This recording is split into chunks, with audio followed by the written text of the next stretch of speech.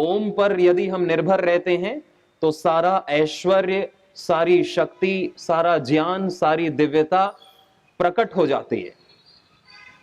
ओमकार के अलावा हम किसी चीज पर डिपेंड रहते हैं तो फिर उसके भी इफेक्ट्स हमको देखने को मिलते हैं। ओमकार के अलावा सबको असत्य कहा गया। ओमकार और ओमकार से जो कुछ बना है वो सब सत्य है, और सत्य को देखने के लिए दिव्य दृष्टि चाहिए होती है, अंतर्दृष्टि चाहिए होती है। केवल हमारी आंख सब कुछ नहीं देख सकती। हमारी आंख तो प्रकाश नहीं देख सकती, हवा नहीं देख सकती, भावनाएं नहीं देख सकती, प्यास नहीं देख सकती, भूख नहीं देख सकती, देख नहीं सकती। लेकिन अंतर्दृष्टि, दिव्य दृष्टि ये सब देख सकती है यदि मन में स्थिरता हो तो। अभी जैसे हमने ध्यान किया और मन शांत होता है तो अपने बारे में कई चीजें, अपने विचार, हमारी चंचलता हमको पता चलती है, और शांत मन से हम सही निर्णय ले पाते हैं। सही निर्णय लेने से हमारा जीवन सही दिशा में चलता है। हम आज जो कुछ भी हैं, जैसे भी हैं, अपने डिसीजंस के कारण से हैं, अपने निर्णयों के कारण से हैं। जो भी हमने जब भी लिए, किसी के प्रभाव में आकर के या दबाव में आकर के, या अपने खुशी से, प्रसन्नता से या दुख से, किसी भी तरह से हमने जो भी निर्णय लिए, गलत या सही, आज हम उसी के परिणाम हैं। और जो महापुरुष आज हैं, जो हमसे बड़े बढ़े हुए जो आज हैं, वो भी जो आज हैं, वो भी अपने निर्णयों का ही परिणाम है। उन्होंने बचपन में कुछ ऐसे निर्णय लिए जिसके कारण वो आज हैं, और आज भी वो ऐसे निर्णय ले रहे हैं कि आज वो बने हुए हैं, और भविष्य भी उनका दिव्य है। तो हमारा जीवन हमारे निर्णयों का ही परिणाम है कि हम क्या निर्णय ले रहे हैं। हमें सही निर्णय लेने की शक्ति है कि नहीं, बल है कि नहीं, सही निर्णय लेने का हमें दम है कि नहीं। और वो दम, वो बल आता है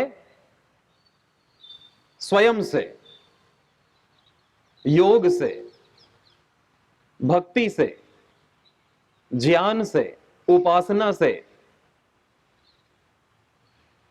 साधना से, तप से, सत्य आचरण से, सात्विकता से। वो बल आता है स्वाध्याय से, सत्संग से। वो हमें बल आता है कि हम सही रास्ते पर चल सकें, सत्य व्रतों का पालन कर सकें, और जो हमको गुरु बता रहा है, शास्त्र बता रहा है, वो सही निर्णय हम ले सकें। हम बहके ना इसके कहने से, उसके कहने से, दुनिया में जो कुछ चल रहा है उसमें हम बहे ना, बहके ना। इसके लिए बहुत ही जबरदस्त ब्रेक चाहिए, अपने अंदर शक्ति चाहिए कि हम रुक सकें और सही जगह चल सकें।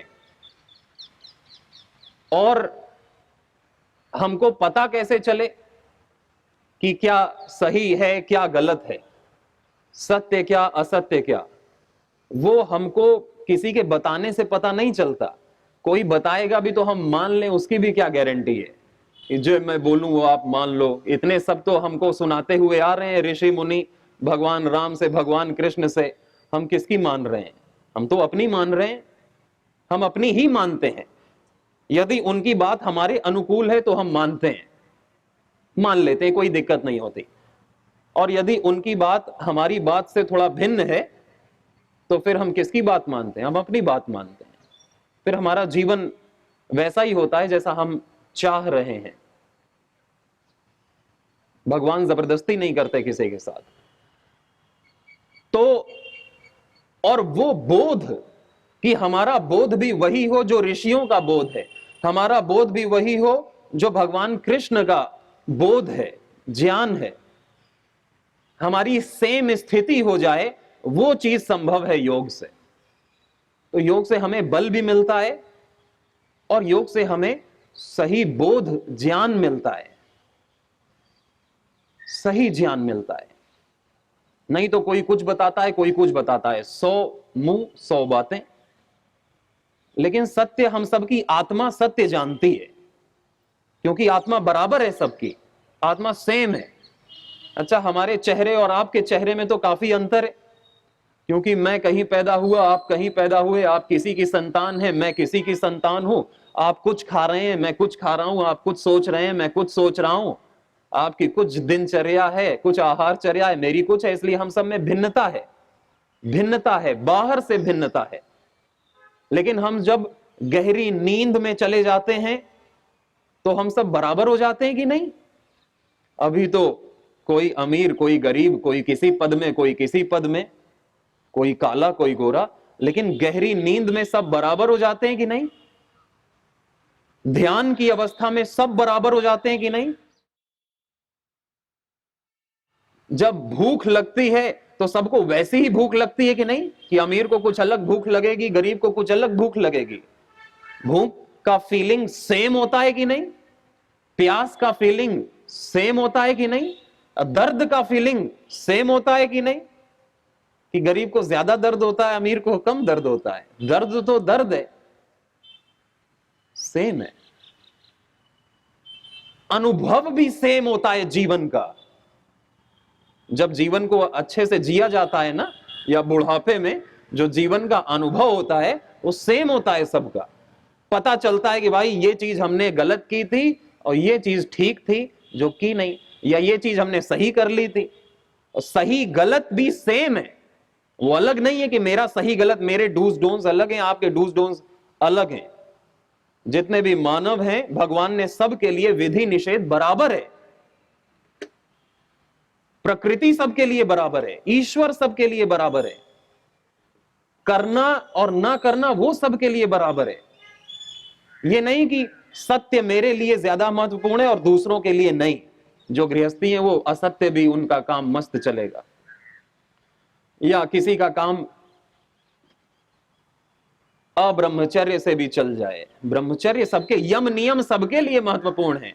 सत्य, अस्तेय, अहिंसा, ब्रह्मचर्य, अपरिग्रह, शौच, संतोष, तप, स्वाध्याय, ईश्वर प्रणिधान, योग सबके लिए जरूरी है। कुछ चीजें सबके लिए कॉमन है, जैसे सबका कोई ना कोई बाप होना जरूरी है, सबका कोई ना कोई मां होनी जरूरी है, सबका कोई ना कोई गुरु होना, मार्गदर्शक होना जरूरी है। तो इसलिए भिन्नता किसी स्तर पर होती है और अभिन्नता किसी स्तर पर होती है, और हमें अभिन्नता तक जाना है। अभी हम भिन्नता में हैं, अभी हमें मैं और पराया पराया नजर आता है, गैर गैर नजर आता है, अपना अपना नजर आता है। यह है अभिन्नता। योग अभिन्नता और अभेद लाता है, भोग भिन्नता दिखाता है। तो योग यही है कि हमें सब अपने लगने लगे, कि मुझ में तुझ में कोई भेद नहीं,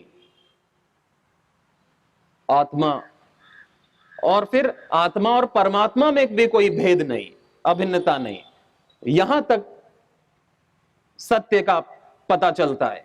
अरे मैं और उस सर्वव्यापक चेतना और मेरी चेतना में कोई अंतर नहीं।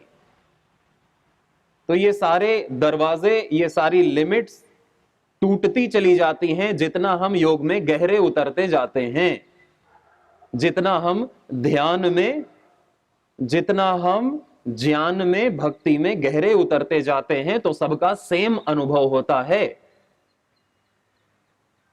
आत्मा एक, परमात्मा एक, सब एक। अभिन्नता, अभेद, अद्वैत का अनुभव होता है।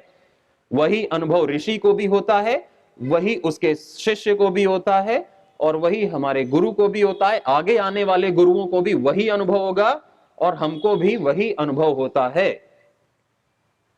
अभेद का, अभिन्नता का एक अनुभव, आनंद का, एक अनुभव, आनंद सबका बराबर है, उस अनुभव तक पहुंचने का जो मार्ग है वो है सत्व, बुद्धि। बुद्धि को सत्व भी कहते हैं। और वो बुद्धि कुछ निर्णय लेती है। हम सब की बुद्धि निर्णय लेती है। अब किसी की ज्यादा सही, किसी की ज्यादा गलत, वो बात और है। और बुद्धि में प्रकाश होता है, ज्ञान होता है, सात्विकता होती है, तो बुद्धि सही निर्णय लेगी, हर चीज में सही निर्णय लेगी।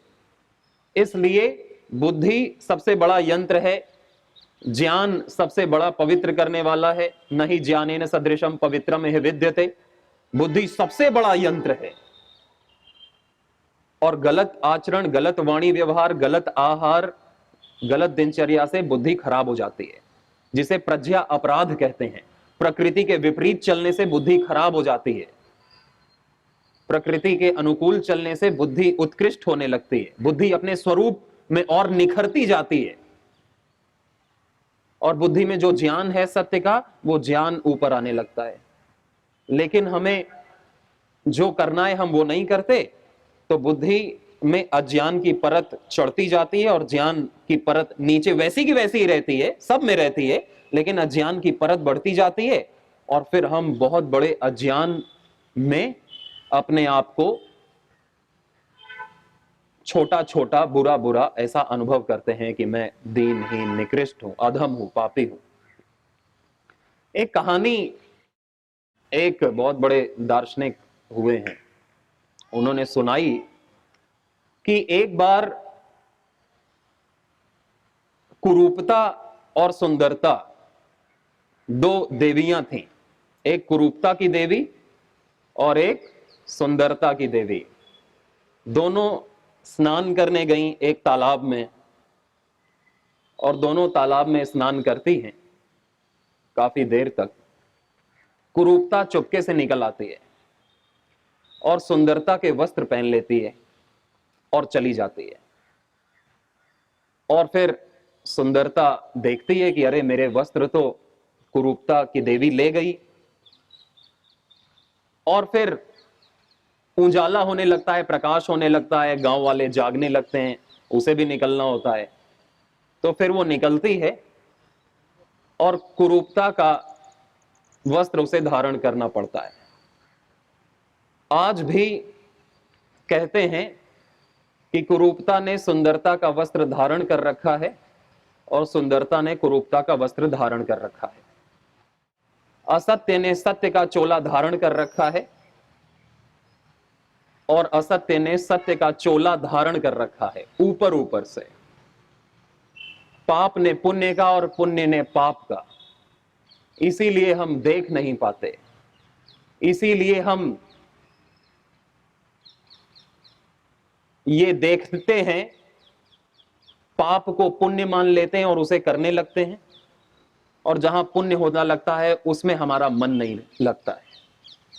जहां सुंदरता रियलिटी है उसको हम फेक मानते हैं, और जहां फेक है उसको हम रियलिटी मानते हैं। ऊपर ऊपर से हमें देखना है और ऊपर ऊपर से वही दिखता है। हम सत्य को असत्य मानते हैं और असत्य को सत्य मानते हैं। पाप को पुण्य मानते हैं और पुण्य को पाप मान के उसे नहीं करते हैं। यही अविद्या है, यही अविद्या है। जो चीज जैसी है उसे वैसा ना देख पाना, क्योंकि हम ऊपर ऊपर से देखते हैं। इस संसार ऊपर ऊपर से ऐसा है, लोग ऊपर ऊपर से ऐसा देख रहे हैं। अरे लोग देख रहे हैं, लोग गलत थोड़ी देखेंगे। लाखों लोग वही देख रहे हैं, करोड़ों लोग वही देख रहे हैं, तो वो गलत नहीं देखेंगे। हम ऐसा मानते हैं कि यही है सत्य। लेकिन सत्य की दृष्टि अंदर से जागृत होती है, तब हमें पता चलता है कि ये जो सुंदरता के ड्रेस पहन रखा है, अंदर कुरूपता है। और ये बाहर से भले ही कुरूप लग रहा है, ढका हुआ लग रहा है, लेकिन इसके अंदर सत्य है, अंदर सत्य है। इसीलिए गीता में भी भगवान ने कहा कि जो पहले पहले कठिन और दुखदायक लगता है, वो बाद में अमृत के समान सुख देने वाला होता है, और जो पहले पहले बहुत सुखदायक लगता है वो बाद में विष के समान जीवन को नारकीय बनाने वाला, दुखदायक बनाने वाला होता है। लेकिन प्राइमा फेसी पहले पहले हमको जो दिखता है वही हम उसे वैसा ही एक्सेप्ट करके वैसे ही हम बह जाते हैं। जैसे पढ़ाई पहले पहले किसको अच्छी लगती है? तप करना, योग करना, सुबह जल्दी उठना, सात्विक आहार लेना। सात्विक आहार लेना वो फीका भी हो सकता है, वो कड़वा भी हो सकता है, लेकिन वो हमको पूरे जीवन स्वस्थ, सुंदर, मस्त बना करके रखेगा। सत्संग सुनना किसको अच्छा लगता है? घंटों घंटों बैठ करके ध्यान करना, योग करना, जप करना, तप करना, गुरु की आज्ञा मानना, अपने मन की ना मानना। कितना बड़ा दुख है इसमें, अपने मन की ना मानना। मन कुछ कर रहा है और हम नहीं करने दे रहे हैं, कितना बड़ा तप कर रहे हैं। लेकिन जिसने ये कर लिया उसका जीवन बहुत ही धन्य, उत्साह, अमरत्व, अमृतत्व को प्राप्त कर लेता है। लेकिन जो आ गया कि भाई पढ़ाई नहीं करेंगे क्योंकि मन नहीं कर रहा है, योग नहीं करेंगे मन नहीं कर रहा है, सुबह जल्दी नहीं उठेंगे क्योंकि मन नहीं कर रहा है, हम गिलोय का काढ़ा नहीं पिएंगे क्योंकि मन नहीं कर रहा है, और हम गुरु की नहीं मानेंगे क्योंकि हमारा मन कुछ और है, हमारा मन हमारा गुरु है। माता पिता की नहीं सुनेंगे, राग द्वेष करने में मजा आता है, निंदा चुगली करने में मजा आता है, और मन की मानने में मजा आता है।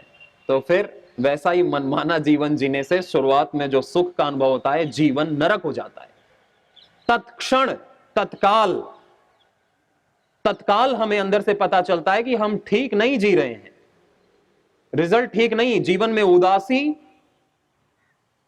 अकेलापन, सब कुछ होने के बावजूद भी तत्काल अनुभव होता है। प्रकृति हमें तत्काल बता देती है, रेड अलर्ट तुरंत दे देती है। लेकिन फिर भी हमारे पास इतना दम नहीं, इतना ज्ञान नहीं कि हम सत्य को जान सकें और सत्य का आचरण कर सकें। बस दो ही चीजें, सत्य को जानना और उसका आचरण करना। बाकी परिणाम तो अपने आप मिलता है। जीवन में सफलता अपने आप मिलती है, उसके लिए कुछ करना नहीं पड़ता। उसके लिए बस ये छोटी छोटी बातें जो हमको पता है, सुनने की भी जरूरत नहीं कि हमें अहिंसा, सत्य, अस्तेय, ब्रह्मचर्य, परिग्रह का पालन करना है, हमें कब उठना है, क्या बोलना है, क्या देखना है, कैसे व्यवहार करना है, ये सब हमें पता है। छोटे बच्चे को पता रहता है, सबको भगवान पता करके भेजता है। बाकी फिर हम सुनते क्यों हैं? उसी को रिन्यू कराने, उसी पर ध्यान दिलवाने के लिए। अच्छा ऐसा है, हम सब इतने साधन सुन चुके हैं ऑलरेडी कि हम अब नहीं भी सुनेंगे, इसको करने में ही जीवन बीत जाएगा। इतने साधन हम सुन चुके हैं। तो हमको ये गुरु कहता है कि भाई कर्म करना मुख्य है। जीवन भर तुम प्रवचन नहीं भी सुनोगे और सही कर्म करोगे तो तुम्हारा काम हो जाएगा, और कर्म नहीं करोगे, जीवन भर सुनते रहोगे तो फिर काम नहीं होगा और ज्यादा अज्ञान आ जाएगा सुन सुन करके। यदि कर्म नहीं हुआ तो फिर सुनना ज्ञान बहुत बड़ा पाप कहा गया है।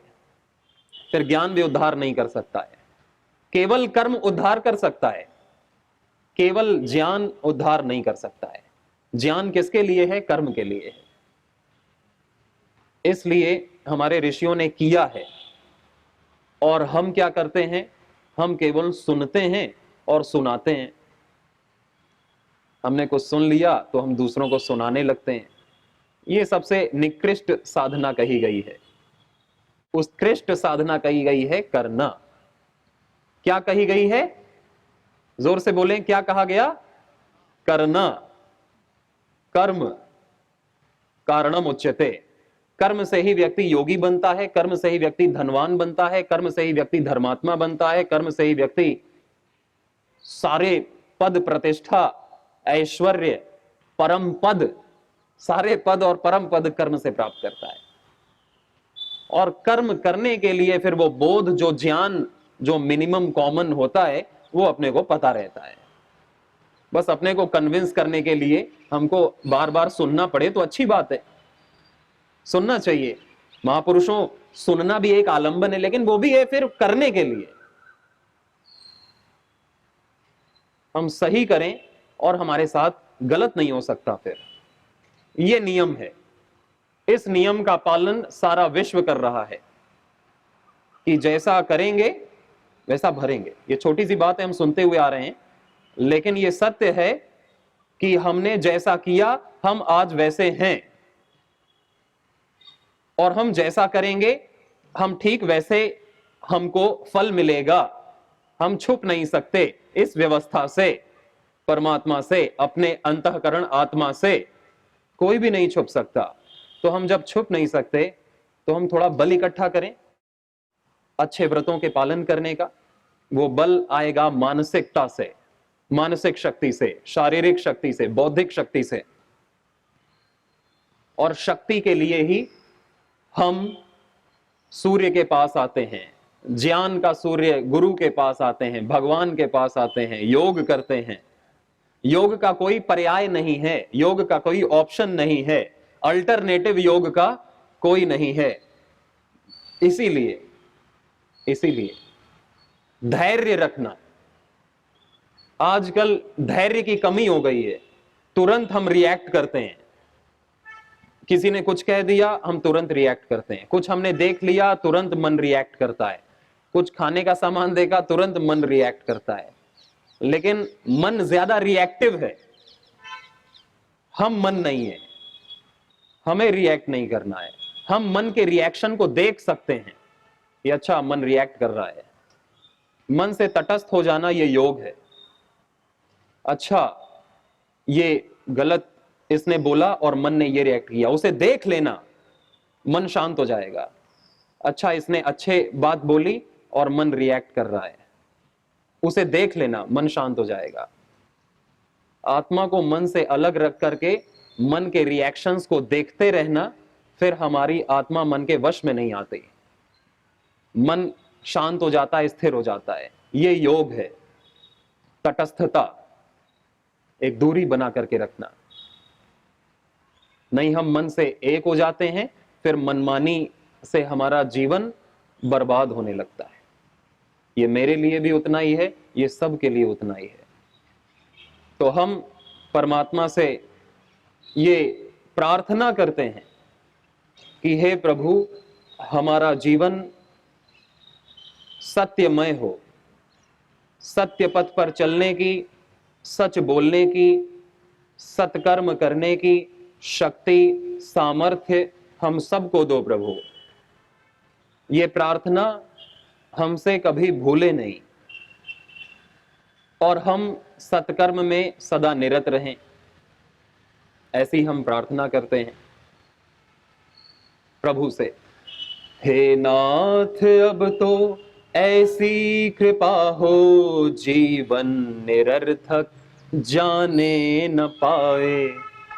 ये मन न जाने क्या क्या कराए, कुछ बन न पाया मेरे बनाए। हे नाथ अब तो ऐसी कृपा हो, जीवन निरर्थक जाने न पाए। वह योग्यता दो सत्कर्म कर लूं, अपने हृदय में सद्भाव भर लूं।